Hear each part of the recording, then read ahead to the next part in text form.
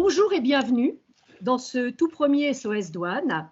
Les entreprises ont des questions sur les implications douanières de cette crise sanitaire et nous allons y répondre.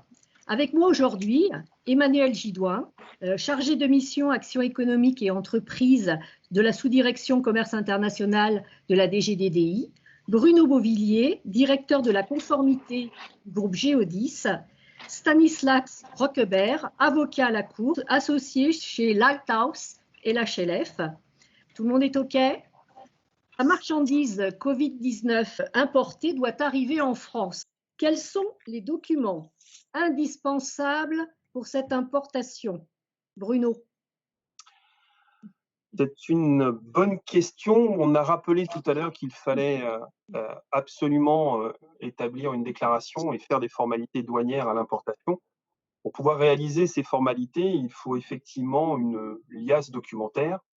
Celle-ci se compose en règle générale d'une facture commerciale qui indique des éléments essentiels que sont le nom du produit, l'incoterm, le prix, la devise, mais aussi le packing list pour avoir un détail précis des quantités de l'expédition, un document de transport, et lorsque les produits y sont soumis, des documents de conformité, la déclaration de conformité, des rapports de test, et si nécessaire et si applicable, en fonction des origines des produits, peut-être un document d'origine préférentielle pour pouvoir bénéficier à l'importation de réduction ou d'exemption de droits de douane.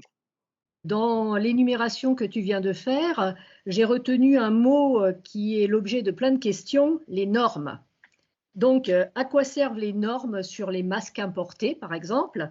Comment savoir à quelles normes est soumis un produit et qui doit fournir la documentation sur ces normes? Donc, Emmanuel, je pense que cette question est pour toi. Alors, les normes, c'est important, surtout en ce moment. Et ce que je te propose, Evelyne, ce que je vous propose, c'est de bien décomposer ce thème des normes à travers plusieurs questions qui nous sont posées très régulièrement, depuis plusieurs semaines maintenant, pour comprendre le processus global des normes. Alors déjà, on va commencer par les définir. Qu'est-ce que les normes? Qu'appelle-t-on les normes? Les normes, ce sont des règles de composition et de mise en forme d'un produit qui vont garantir sa qualité essentielle, qui vont garantir son efficacité et sa sécurité pour les utilisateurs. Donc l'objectif de ces normes, très clairement, c'est de protéger la santé et la sécurité des consommateurs et plus largement des populations. Des normes, il y en a dans tous les domaines, on vit avec tous les jours. C'est le fameux marquage CE que nous connaissons bien et qui nous inspire confiance parce qu'on sait qu'il correspond à des standards de qualité qui vont nous permettre d'être sûrs que le bijou que nous allons acheter, que le vêtement que nous allons acheter ne contient pas de substances allergènes ou cancérogènes, par exemple. Autre question qui nous est posée, qui définit ces normes? Qui définit ces critères de qualité? Les normes, elles sont définies par des organismes indépendants, mais elles sont ensuite validées par les États membres de l'Union européenne.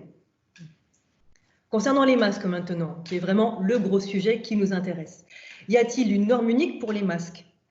Non, il n'y a pas une norme unique pour les masques, il y a plusieurs types de masques pour plusieurs usages et donc plusieurs types de normes. Peut-être serait-il intéressant de rebrosser les types de masques qu'il y a. Tout à fait. Il y a 3 types de masques. Le premier, le plus connu, c'est ce qu'on appelle les équipements de protection individuelle, les EPI, qui sont les plus protecteurs. On les connaît essentiellement il y a différentes catégories, mais on les connaît notamment sous le nom de masques respiratoires de type FFP2, mais il y en a d'autres. Le but de ces équipements de protection individuelle, c'est de protéger le porteur. On se protège soi-même. Dans le domaine médical, ils sont destinés à protéger le porteur en contact direct avec les malades. On ne les retrouve pas uniquement dans le domaine médical, on les retrouve également dans le milieu professionnel où les salariés sont amenés à les porter pour se protéger dans certains secteurs comme par exemple le BTP ou la filière bois. Ça, c'est la première catégorie. Deuxième catégorie, c'est ce qu'on appelle les dispositifs médicaux, les masques chirurgicaux ou anti-projection, qui, comme leur nom l'indique, sont destinés à éviter de projeter sur des personnes ses propres projections. Donc le but, c'est de protéger les autres. Et là, ils sont destinés à protéger l'environnement du porteur. Et une troisième catégorie est en cours de définition, qui va prendre tout son sens à la faveur du déconfinement prochain. Ce sont les masques grand public. dont la doctrine d'emploi est en cours de définition avec toutes les parties prenantes, dont la douane fait partie, et nous pourrons, je pense, communiquer très rapidement dessus. Je sais qu'il y a beaucoup de questions sur le sujet des masques grand public. Donc voilà ces 3 catégories de masques, et chaque catégorie relève de spécifications et de normes différentes. Alors maintenant, quelle est la particularité de la situation de crise que nous vivons actuellement? En situation normale comme en situation de crise, heureusement et évidemment, ce sont les mêmes critères qui sont appliqués et que la douane est chargée de contrôler. La particularité de la situation actuelle, c'est que les différents services, dont la douane fait partie, doivent appliquer les mêmes critères à une quantité de masques qui est extraordinairement élevée, dans des délais qui sont très courts, tout en sachant que les périodes de crise sont souvent des aubaines pour des exportateurs peu scrupuleux. Donc tout le défi est là, c'est vraiment, j'emploie à dessein le mot défi. Nous sommes confrontés à un véritable défi qui consiste à la fois à massifier l'importation de masques, tout en veillant à ce que ces masques soient d'une part efficaces et d'autre part pas dangereux pour ceux qui les utilisent. On ne peut pas imaginer un médecin qui pourrait utiliser un masque dangereux alors qu'il est en train de soigner un patient en réanimation, et on peut difficilement imaginer également un chef d'entreprise qui pourrait distribuer à ses salariés des masques qui ne filtrent rien. Et je pense que tu vas en parler rapidement, Stanislas. Et ce défi, nous sommes en train de le relever. En France, nous avons mis en place des équivalences entre les normes européennes, les normes CE, et les normes étrangères afin de faciliter l'arrivée massive des masques. Mais comme nous devons être sûrs que pour chaque envoi, les masques qui arrivent restent conformes aux normes applicables dans l'Union européenne, nous avons élaboré et diffusé un tableau détaillant pour chaque situation le contenu précis et la procédure applicable à chaque catégorie de masques. Donc ça a été un travail vraiment considérable, sachant que ce dossier de conformité devra accompagner les masques au moment de l'importation. On a vu tout à l'heure qu'il y avait différents types de masques pour différents usages, différentes normes et donc différents dossiers de conformité. Il est bien évident que les dossiers de conformité relatifs aux masques EPI sont plus lourds que les dossiers de conformité pour les dispositifs médicaux. Je terminerai en faisant appel à la responsabilisation des opérateurs. Ils ont un rôle majeur à jouer. Hein. Les entreprises ont un rôle majeur à jouer. Elles doivent nous aider à relever ce défi. Il est important, tu l'as dit tout à l'heure, Stanislas, d'anticiper et de sécuriser les importations. Les dossiers de conformité doivent être préparés en amont. Le projet d'importation doit être préparé en amont. Et ça, c'est vraiment quelque chose de très important si on veut que les masques arrivent à bon port et dans les délais requis. Merci Emmanuel pour compléter ce que tu disais. Effectivement, 3 petits points très simples. Le premier sur les équivalences de normes, également pour saluer le travail réglementaire, c'est-à-dire que c'est une simplification, c'est une souplesse importante dont il faut pouvoir bénéficier, mais effectivement, pas au détriment notamment des aspects droit social que tu as évoqués rapidement. C'est-à-dire que s'il s'agit d'importer des masques qui ne soient pas mis aux normes sans même normes équivalentes, il ne faudrait pas que ça se retourne contre notamment les employeurs ou les entreprises si ces masques-là n'étaient pas suffisamment protecteurs de la santé des consommateurs et des employés en particulier. Donc il y a une vraie vigilance. Oui, c'est simplifié, il y a une souplesse, mais effectivement, la responsabilité de chacun est importante. Et peut-être le deuxième point, mais je crois que Bruno en parlera également, rappeler aussi que cette liasse documentaire et le dossier de conformité dont tu parlais, il appartient évidemment à l'importateur de le préparer. Et enfin, pour terminer, je dirais également que dans le cadre des échanges, notamment avec l'Asie et avec la Chine en particulier, il demeure aujourd'hui une taxation, mais je crois qu'on en parlera un petit peu plus loin, mais il demeure une taxation sur ce type de produits, les masques en particulier, et la franchise ne vaut que dans certains cas. Je crois que tu en parleras aussi, Emmanuel, mais c'est important parce qu'on a beaucoup de clients qui nous disent en fait, on importe des masques dans le cadre de la crise, donc on ne paiera pas de droits et taxes. Ce n'est pas exactement comme ça que ça doit se passer. Oui, en complément de ce qui a été précisé par Emmanuel et par Stanislas, très clairement, la simplification s'accompagne avec une sorte de complexité administrative, puisque de fait, la norme européenne n'est pas appliquée et il faut apporter la preuve que les normes de substitution correspondent bien aux réglementations qui ont été mises en vigueur. Donc, très clairement, les RDE, là, aident tous les jours, notamment chez Géodis à Roissy, les clients à constituer leur dossier le plus en amont possible pour les présenter à l'administration afin de recueillir leurs recommandations, mais aussi de pouvoir être à même de demander, avant l'arrivée des marchandises, les compléments d'information, les compléments de documentation. Et on peut être amené à faire des propositions de conseils, tels que dans certains cas, pour pouvoir prouver la cohérence de l'ensemble de la documentation et des produits présentés en amont, tant que la marchandise n'est pas encore là, de fournir des photos des produits et les photos des emballages, de façon à ce que l'ensemble des données soit cohérente, que le marquage d'une norme sur le carton soit bien celui repris sur la conformité, le document de conformité, voire sur la facture, et d'être le plus cohérent possible. Merci pour tous ces renseignements qui sont très importants. Donc, l'anticipation pour les entreprises, c'est vraiment le mot-clé. Et justement, dans cette anticipation, les questions que l'on a sur cette liasse documentaire, c'est qu'actuellement, les documents qui sont à fournir à l'appui d'une déclaration sont souvent sous format papier. Qu'en est-il actuellement de la possibilité de donner une version dématérialisée en point PDF de ces documents? Emmanuel, est-ce que tu pourrais nous éclairer sur ce point? Alors pour les masques, bien sûr, les dossiers de conformité sont envoyés sous forme dématérialisée, bien évidemment. Plus largement, qu'en est-il pour les autres documents? Alors, je vais juste rappeler quand même, tout le monde le sait, mais ne sait-on jamais, le dédouanement, ça fait longtemps qu'il est dématérialisé. En revanche, effectivement, certains documents obligatoires liés au dédouanement ne le sont pas.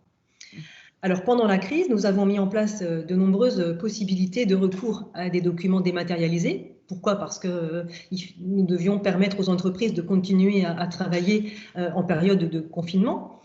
Donc, je vais citer 2 exemples. Il y en a d'autres, évidemment, mais c'est les exemples les plus importants, je pense. Premier exemple, la première catégorie de documents que nous avons dématérialisés, ce sont les certificats d'origine, EUR1, EUR-MED, Forme A et les certificats de circulation ATR.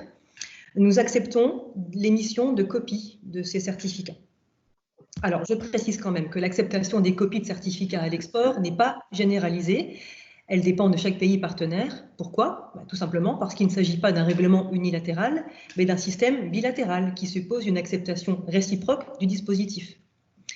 Alors, j'ai parlé tout à l'heure de la page Covid qui est vraiment très à jour de toutes les informations, et vous y trouverez la page de la Commission européenne qui détaille ce dispositif. Autre catégorie également très importante, c'est une bonne partie des flux soumis à restriction de circulation sont dématérialisés, même si certains documents d'ordre public, certains DOP, relatifs à certains flux sont maintenus en format papier en raison bien sûr de leur caractère sensible. Et je pense notamment aux exportations de matériel de guerre ou aux exportations de biens à double usage. Autre question récurrente, la notion de garantie douanière. Est-ce que l'entreprise qui souhaite faire des importations doit la constituer ou peut-elle utiliser celle des RDE? Et lorsqu'on importe pour faire un don, a-t-on besoin d'une garantie douanière? Donc, sur la partie de la garantie douanière, à la question « qu'est-ce qu'une garantie douanière ?» c'est un dispositif et un mécanisme qui permet de régler le montant des droits et taxes à l'administration des douanes.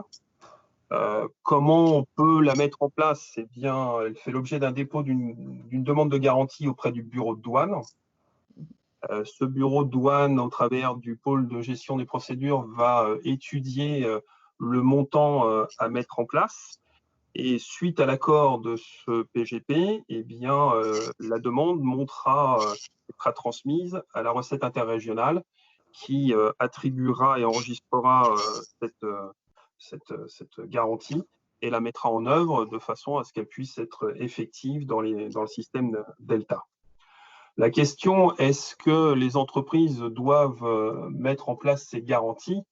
La réponse, c'est non, dès lors que si elles ont des opérations spot, elles peuvent faire appel à des représentants en douane qui ont mis en place tout l'arsenal nécessaire administratifs et en ordre de personnel et d'outils pour réaliser les opérations, et notamment la garantie qui sera utilisée pour payer et avancer le montant des droits et taxes pour le compte du client. Quant à la question, est-ce qu'il faut mettre en place une garantie spécifique pour bénéficier de la franchise en droits et taxes à l'importation de masques ou de pays? La réponse est non. Voilà, comme ça, au moins, c'est clair. Est-ce que tu as des choses à rajouter, peut-être, Emmanuel? Ouais, Bruno a dit l'essentiel, hein. On peut juste rappeler que importer des masques, ça veut dire avant tout faire des formalités liées au dédouanement, à commencer par une déclaration en douane et en effet le dépôt d'une garantie. Donc le recours aux représentants en douane enregistrés est vraiment un bon système pour l'entreprise qui n'a jamais importé et qui souhaite importer des masques, puisque c'est effectivement le représentant en douane qui prend tout en charge, hein. Dans tous les cas, une entreprise qui importe des masques pour faire un don pourra importer en franchise de droits de douane. Il y a 3 étapes qu'elle devra malgré tout respecter. La déclaration d'importation, Bruno en a parlé. Le dossier de conformité des masques, nous venons d'en parler. Et puis, en cas de don, une demande de franchise au bureau compétent de la direction générale. Bon, tout le mode opératoire est clairement décrit dans la note aux opérateurs sur la franchise. C'est une note aux opérateurs du 11 avril qui est reprise sur le site internet de la douane dans la page Covid. Donc, vous avez bien compris que la page à ne pas louper sur Internet, c'est celle du Covid-19 de la douane française. Est-ce qu'il y a d'autres précisions que vous souhaitez apporter sur cette partie-là? Peut-être juste pour dire la franchise, tu l'as dit, Emmanuel, mais la franchise, elle s'applique globalement à tous les masques qui sont destinés à des dons, à des hôpitaux, à des organismes publics, à des EHPAD, etc. Donc là, la distinction, c'est vraiment salarié versus le don pour des organismes spécifiques. Tout à fait. Ouais, juste pour préciser très clairement, si une entreprise souhaite importer des masques pour ses employés, elle ne pourra pas bénéficier de la franchise.